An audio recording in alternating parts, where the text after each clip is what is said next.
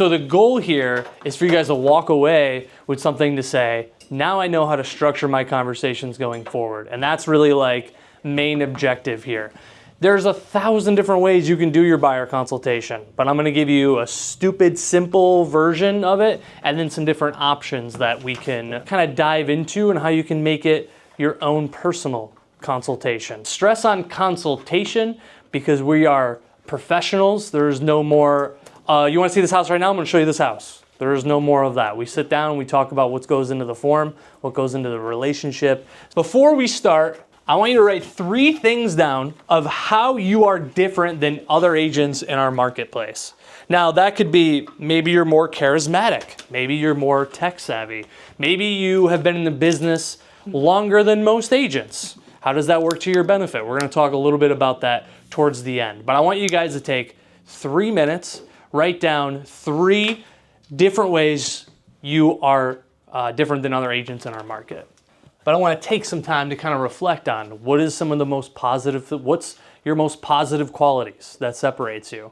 And maybe with us being newer, maybe that'll be a little bit harder. But I want you to think about what are your strong traits? What are you really good at?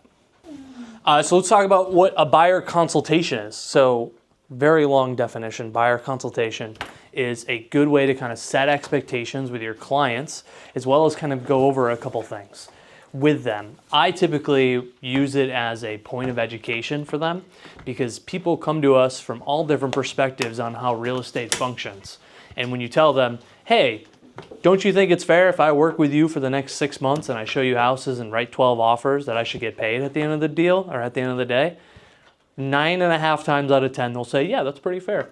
This conversation really sets off the relationship on a good foot, right off the get-go. And I know in today's world that's fast-paced, especially when you're taking online leads from, say, Zillow or Realtor.com or OpCity, makes it even harder because those people want to go in as quick as possible. I know it can be difficult, but I promise if you commit to having one of these beforehand, the transaction will be a little bit smoother. It's not going to be perfect, it won't be ironed out, but at least it's a nice conversation, kind of set your expectations a little bit with each other. We really have 4 objectives when we come to talking about a buyer consultation. First and foremost, we want to educate your client, not only on the market conditions, but what to kind of expect as this process goes along. We want to build a strategy together, right? Because if you have an FHA buyer, how you handle that buyer might be vastly different than a conventional buyer, or say somebody who has a home sale contingency. That conversation is a whole different ballpark. And if you just rush to the house and show them that house without telling them, hey, this is really what's gonna set you up for success. But not only are we strategizing, we need to gain insight into their situation, because that would drastically affect, if you have a client who's expecting a baby at the end of the year, the fire is under your butt a lot quicker than someone who's living with their parents still and they have some more time. We want to do educate, we want to strategize, we want to get insight, but we also want to go over the agency forms with them too. And these, honestly, these are just more like 4 corners to our presentation. They can go in any order. So there's so many different things that we can put into our consultation. And all of that might be a lot to go over because when you first look at that, that can be kind of like overwhelming. Personal introduction, buyer needs, wants, buying process review, market overview, points of differentiation, solutions, testimonials, property selection, expectations, strategies, next steps, communication preference. I like to always ask how they found me. If you don't know going into the meeting, it's always nice to see like, how are people? Are people finding me via Google? Is it working on my Zillow page? Like what exactly is working? Does all of this need to be involved? Probably not. You don't have to show them testimonials and go over something, but maybe you want to add a supplement that's in your presentation that quickly talks about some different reviews. So you put it in front of them, depending on who the client is. The ask. This is like the hardest part, I feel like, asking them to get in the door. I think there's 3 good ways. I'll call this one kind of on the bottom of the barrel. This one was one of my favorite. Hey, Donna, before we go see houses today, I want to get together and we can build a strategy in today's market because things are going really fast. The strategy ask. When people say, hey, I want to build a strategy with you instead of, hey, you want to meet in the office and go over some forms? Doesn't that sound like I don't want to be any part of that? But when you say, I want to build a strategy together, they're like, what? What do you mean a strategy? What's involved in something like that, right? Education. Hey, Kathy, has anyone taken the time to kind of educate you on the market conditions of today's market? I would love to sit down, just kind of go over a couple things to prep you for a home search. What do you know about the 7th level of hell? That's actually the 4th one, and I didn't put it on there. I'm sorry, Bob. Or the requirement. I'm not a fan of this one saying, hey, I can't show any properties till we go over a few forms. It's not required for all agents moving forward. It just sounds bland. My objective here is to win the appointment, not to turn them away. So when I tell them it's required for everybody, where's the value in it for them? This is how we ask. This is the very start. This is how we get them in the door. Somebody on Zillow calls you up, says, Bob, I want to go see 123 Apple Street. All right, listen, Mr. and Mrs. Buyer, before we do that, I really want to build a strategy about today's market because today's things move very fast and I want to put you in a good position to go over a couple things. Do you have like 30 minutes, 45 minutes to go over a couple things before our showing? When we talk about putting our buyer consultation, you can absolutely rush in the door, sign the paperwork on the hood of the car. But that's not our objective. I want to elevate our business. We're professionals. So let's treat every appointment like a professional. Before we're showing anything, I do prefer the strategy ask because when they say strategy, what's in it for them? Well, what's in it for them is they're going to win a house sooner than spinning tires. And not for nothing, that's also how you can kind of gauge and qualify that buyer. Leave them alone, but because they wouldn't meet with you. Yeah. And I know that's hard, especially for some people who are new or even some of the ones that are seasoned. For someone who you have this opportunity to get a sale or to work with somebody and they're saying no because they don't want to commit to an appointment. It's tough, but guess what? Glad you did that now rather than 9 months later when you showed them 40 houses and still nothing meets their standards. 70-30 rule. This is something I'm not abiding by right now. Meaning you should be asking questions and having your client talk 70% of the time. You should only be talking 30% of the time. Should I ask them those right questions to kind of uncover some things? I am bad at this rule sometimes. I love to talk. I take after my grandma Bella. She will talk all day and talk your ear off and tell you the same story. But in order to get them to open up and build rapport, like Tina said, we have to ask them some open-ended questions. So when you're working or maybe you're at your buyer consultation, what are some good open-ended questions you would ask them? What are you looking for? What are you looking for? That is a good trampoline question. That jumps you off into the next. That could be a whole paragraph worth of information. That's good. What else? Anybody else? Just simply tell me more. Tell me more. To try to get them to go a little bit deeper if like they're not giving you those details. Why do you want a 3-bedroom? What is it about a 3? Why do you need 3 beds? Oh, we have 1 kid and I need an office space. Oh, office space. Okay. What do you do for a living? Right? And you get them to open up and kind of chat a little bit about themselves. Any other open-ended questions? Open-ended questions for good buyers. What are you thinking? What would you ask them when you're across the table from them? What payment level are you comfortable with? And also, we never know what the conversation with that client and that lender is, right? Especially if it's a lender that's like Empower or Key Bank, right, where it's a high turnover. Mm-hmm. We never know. They're probably just going, oh, I put on the app, I wanted a $300,000 house and I got approved for it. Well, did anybody talk to you about what that mortgage payment's like every month? So you got a couple formats. You just do where you're just chatting, or you're just talking with somebody, right? You can do a fancy PowerPoint presentation. Are you gonna do it for everyone? I don't know, probably not for everyone. That might not be your cup of tea. You could even do like physical print where you just print off the presentation and you go over it in front of them. There's a few different ways that you can do it, but find a way that you like and have a structure to what you're doing. Now, when it came to just chatting, a lot of times people would come up to me and start talking about houses, and I got very overwhelmed and I felt like I would talk to one buyer and I would have A, B, and C, but I was missing D, E, and F. Right? I didn't ask them those right questions till I came across this guy. And if you've been in my meetings before where I talked about LP Mama, this is a great way to structure any basic conversation from the jump when someone comes at you and starts asking you real estate questions. Do you have to do this in order? No, but admittedly, I do like this order. right off the gate, when someone starts talking to you and says, Tina, I have been looking at houses and I want to start my house hunting adventure with you. First thing you'd be like, look, where are you guys looking to land? We're thinking CNS school district, maybe Liverpool school district. All right, that's cool. What price are you guys at right now? This I like as a second follow-up question because it's way less offensive of being like, how are you paying for this? Right? That's not really how we ask that question, just so. I know, Bob, I'm just giving you a hard time. But you can say price, right? What price are we working with right now? Okay, we're at 300,000. Okay, cool, sweet. Is that based on a conversation you've had with the lender? That's when we get to this bad boy. So I put this in the front because I'm getting their brain geared on price and I want to figure out where they're coming from. Sometimes they'll say 300,000 and they stop. Sometimes they'll say, oh, I got a pre-approval Rocket Mortgage for 300,000, so.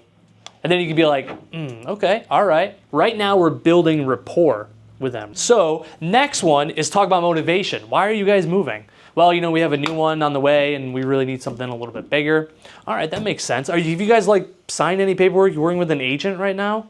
No? I mean, it is in our code of ethics to make sure that a client's not working with another agent. And there's a couple of different scripts we could use. We could say, have you signed anything with another agent? Not, are you working with another agent? Because that is very vague, right? That could be like, well, I asked Uncle Bob a couple questions. He used to be a real estate agent. Okay, well, then you're not really working with an agent, right? Have you signed anything with an agent? So then we get to the mortgage price. So I feel like when I first bring up, how are you paying for this? Where are you getting financed? It could come off a little abrasive.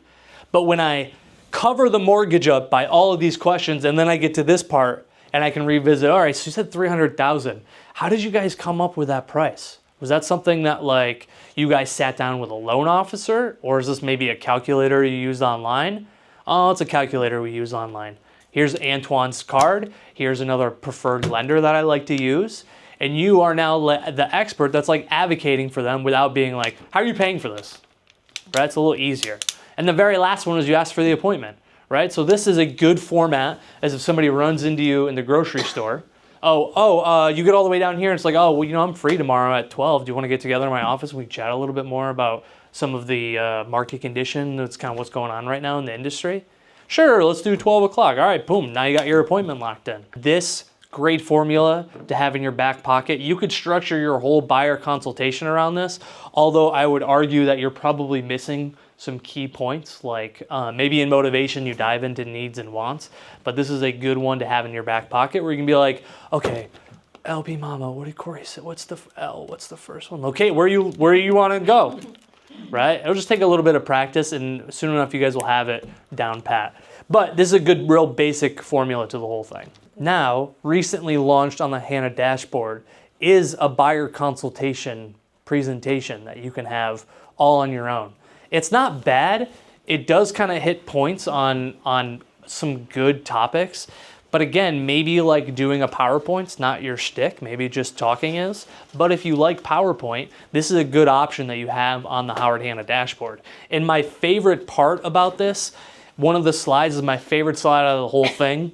Average agent's plan, my plan.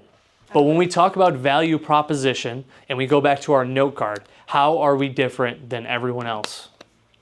That's what we're doing on a listing presentation, right? I've heard Bob say every agent just throws it on the MLS.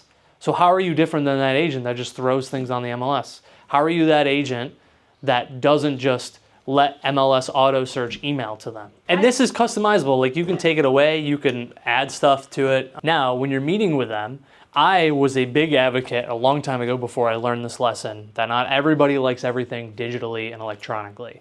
So when you have your meeting, having something for them to hold and physically take home can be a game changer and it can help you win.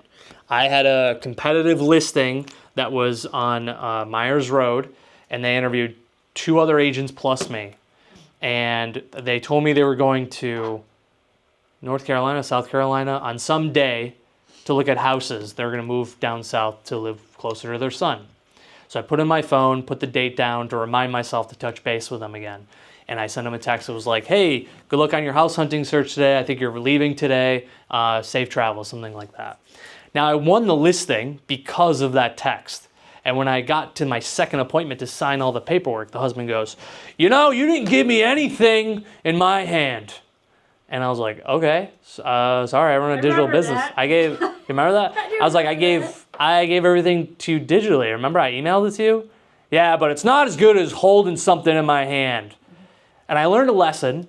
Now I have something when I go to an appointment. I typically do work digitally, but I always now have some kind of packet. So had I not followed up with text, he didn't have anything in his hand, I probably would have been forgotten about, right? Because I didn't give them something with my face glared on it.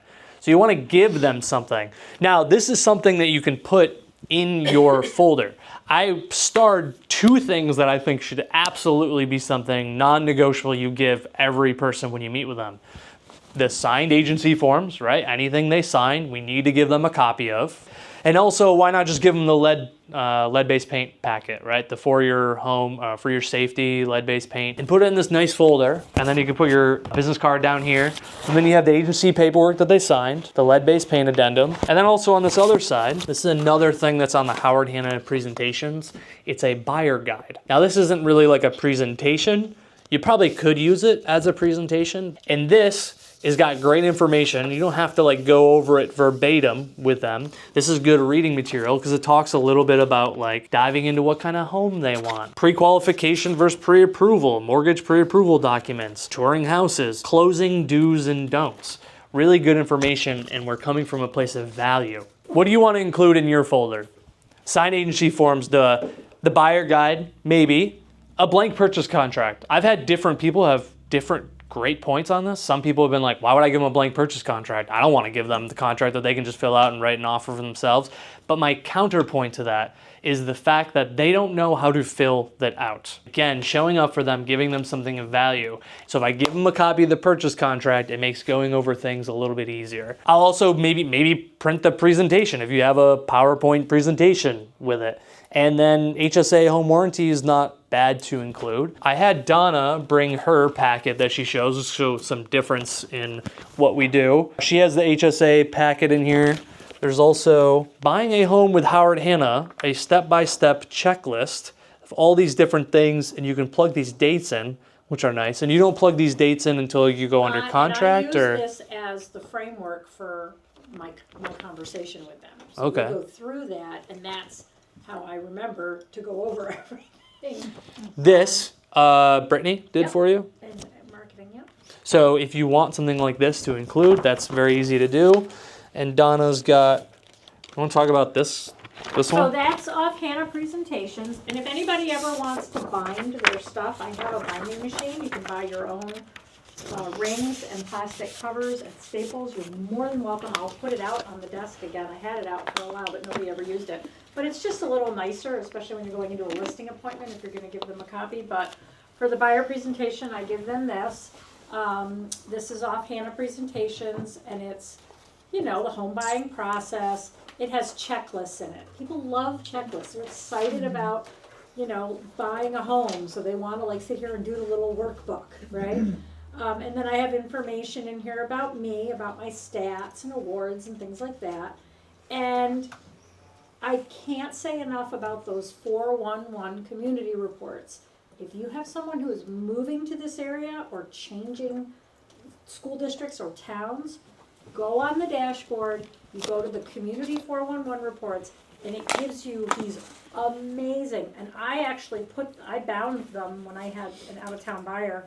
I had a 411 report for every zip code of every house we were looking at, and I had them separated by the clear plastic pages, and they were blown away. So I do the 411 Nice. reports a lot. If someone's in Liverpool and just upsizing, they don't need it. But if you have anybody coming here from somewhere else. So when admittedly, I think she's saying that because I was telling Donna, I was like, Donna, what do you put in your packet? And I only included just this packet. But these other forms, like a lot can happen. How can an HSA help? Rekey, we got 7-star upgrade. So you have additional things that you can put in to go with the HSA home warranty. So something to hold. Give them something to take home and remember you by. Right in there. Then I just threw a quick slide up of the presentations or the buyer guide just to show like what type of home do you want. And then closing do's or don't, that's a great page to include as well. Okay, so I want you guys to revisit your note card, the 3 different ways that you're different than other agents. The point I want to hit home with you guys is look at your index card, know that that is your strengths, and how can we show that up front at that first consultation. There's 1,000 different ways that you can do it, but you should take what's on that note card, and I'm telling you, guys should carry that with you, not only as positive reinforcement for yourself, but also figure out ways that you can incorporate it, not in just your buyer consultation, but how do you incorporate that in your listing presentation. I hope you guys gain some sort of value in this. Again, the takeaway today is not to know and go into the depths of how to present agency. I think that's a whole nother class in itself. Today is just how do we structure our own buyer consultation and how do we have some sense of organization when we come to that conversation. Again, I will hit home one more time. That index card, those are your positive affirmations of the day. That is what sets you apart from everyone else that's in this business. Lean into those strengths, and I think you're going to win over these clients time and time again.